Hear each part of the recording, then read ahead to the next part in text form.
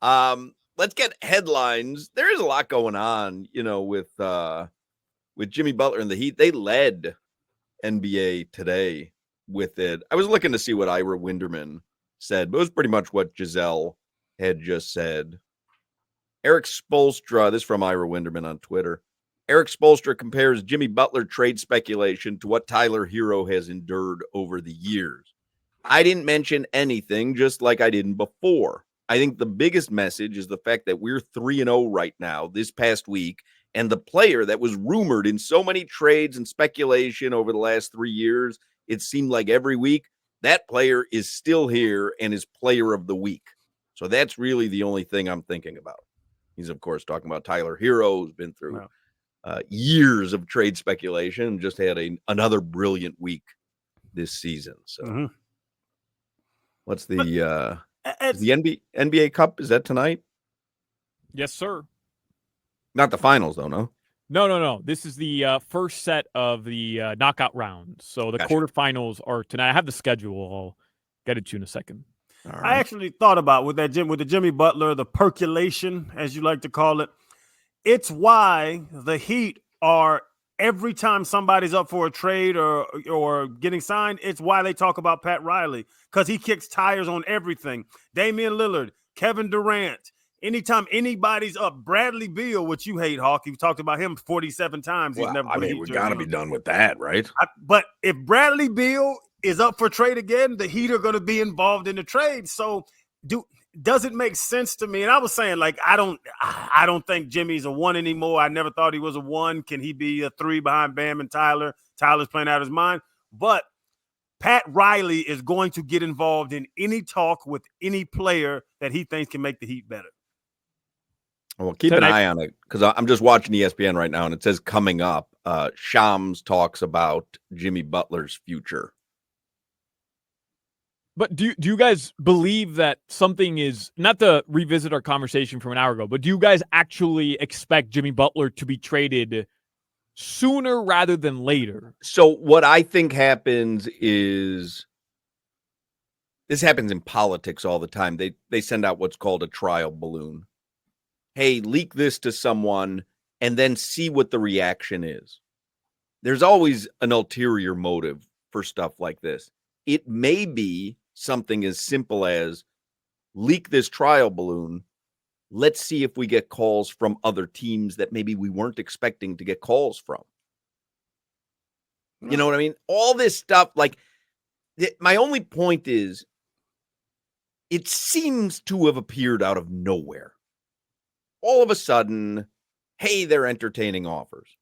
And I think there probably was, this is my guess, there probably was, before the season started, a line of marcation. Hey, after 20 games, I could see Pat Riley, being in a meeting room. After 20 games, let's reassess where we are. Remember we had that conversation. Do you think they are where they should be? You said you think they should be better. Like, let's reassess. And maybe after 20 games, their plan was to reassess Tyler again, or Bam, or Jimmy, and maybe, a couple games ago when they hit 20 games, they had their meeting and they were like, you know what?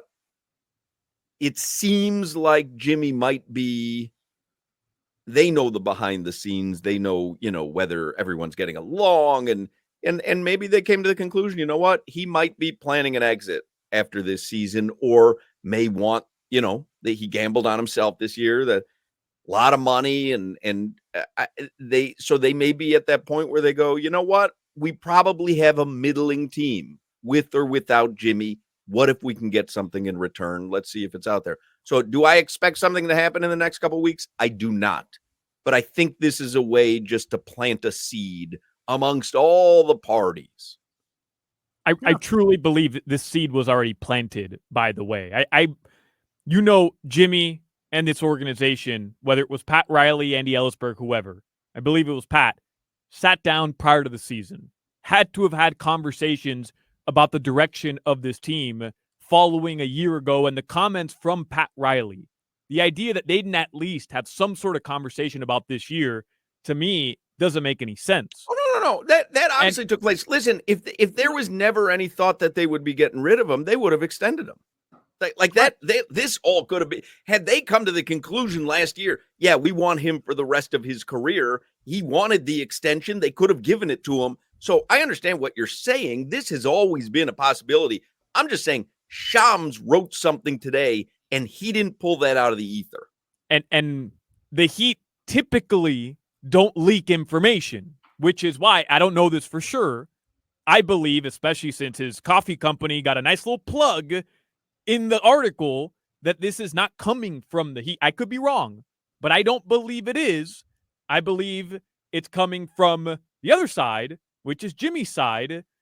And to me, the fact that at the quarter mark of the season, the Heat would just be listening, not pursuing, but listening to offers as they do every year with everybody, as Crowder noted earlier, isn't a surprise.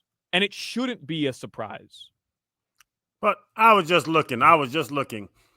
And now it's all the reports out. This is hit it. So Jimmy's requested teams are the Warriors, the Rockets, and the Mavs, who are bigger contenders, I guess, and they're all in the West than the Heat would be right now. The Warriors would be Kuminga, who's 22 years old, and he's be a free agent next year, so they had to pay him. Dylan Brooks, which is funny to me because he's a punchline on a lot of jokes I tell.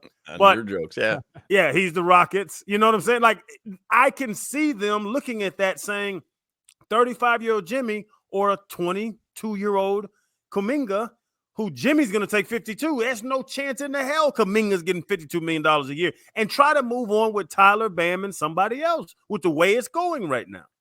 I don't know how you guys feel about it, but if the Heat were to move on from Jimmy Butler now, right, immediate future between now and the trade deadline, and they're not getting a significant upgrade, in other words, a whale for Jimmy Butler, then they're moving him strictly for draft capital.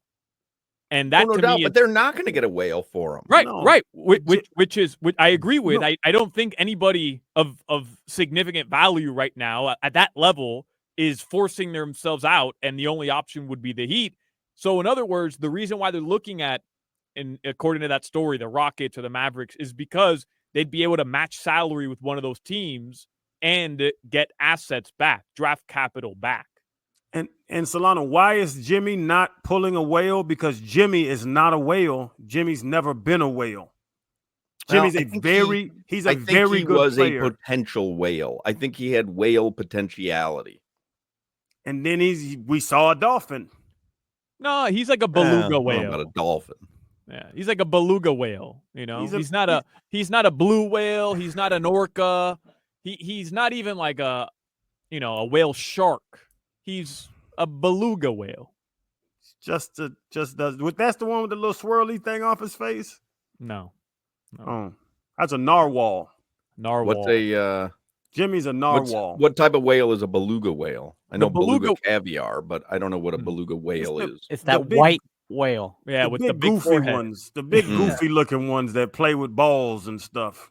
It looks like I think those are dolphin. dolphins. No, beluga whales play with stuff. Yeah, it does. It looks like a dolphin with elephantitis is what it looks like in the forehead. Mm-hmm. Here. And that's not the king of the whales, essentially, if you're using it in this. Correct. Like it's a whale, but it's not physically imposing as a whale. It's the punchline of whale jokes. Is it the beluga whale? Yeah, sperm whale and blue whale talking. They'll call each other beluga to be funny. But it's still whale. I mean, it's a respected whale. Again, just not a massive whale. I love Jimmy Butler, by the way. This, to me, is not the conversation about, time to part ways. I happen to love Jimmy Butler. I was talking to Giselle off the air before we went on. It was like, I love him. I love everything he stands for. I love the way that he embraces life. Mm-hmm. He's always having fun. He's always pushing boundaries. He's playing country music when you don't expect him to be loving country music. He's opening a coffee place when you expect him to be only focused on basketball. I love people who are well-rounded, and I like the way that he approaches everything. He's one of the favorite athletes that I've ever rooted for in my life. He's my Donnie Spragan. Well, that's not. I mean, he's so much more talented than Donnie Spragan. No, you just brought up a bunch of personal things about him that I enjoy as well. He's a funny person. He's fun-loving. I love his social media stuff. He plays around. He's not too serious about himself. All the stuff, the coffee shop, trying different things, entrepreneurship. I enjoy all of that. He is not going to be a one to win an NBA championship. He gave you so much, and I'm talking like it's the past tense. But I mean, you remember the meme of him by the stanchion, trying to catch his breath because he single-handedly. Maybe he should have worked out a little harder in the offseason. But Crowder, like what you're doing to me, I understand what you're saying, and I'm not disagreeing with you. Can he be the best player on a championship-winning team right now? No. Probably not. I agree with you. However, it's not like what he did for this organization over 6 years that he's been here wasn't 30 years ago. This isn't Dwayne Wade and Shaquille O'Neal we're talking about. I mean, this is the recent past where one of the best eras of Heat basketball, considering this organization's history, was because of that man. Yeah. I mean, what do you I think he over-delivered. I think he over-delivered. As crazy as that is to say without having won a title, I believe Jimmy Butler delivered more to this organization than they originally expected. Than anybody thought, because he took you to a championship, and he's not made like that. Well, he is, because he did it multiple times. No, he's not. And then he goes and gets his ass whooped in the championship, Solana. I don't have a problem with Jimmy Butler. I love him as a human. Who was going to beat Jokic that year? Come on, man. I'm being serious. I'm being serious. Who was going to beat? I went to game 5. I don't know. Another team. Boston last year would have wore their ass out. I mean, doesn't mean that that he's not built for it. Like he's not a dominant enough scorer to be that guy. But you're just doing it results based, and I'm telling you, like, okay, then I could say base can I put around it? Not results based, concept based, my argument based. No, he hasn't done it. It's a bad. All right, so Allen Iverson wasn't built like a championship like a champion. Did he win a championship? But it's just such a dumb argument. It's not a dumb argument.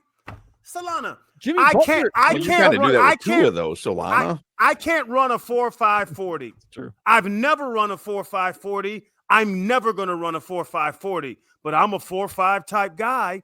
It doesn't make sense.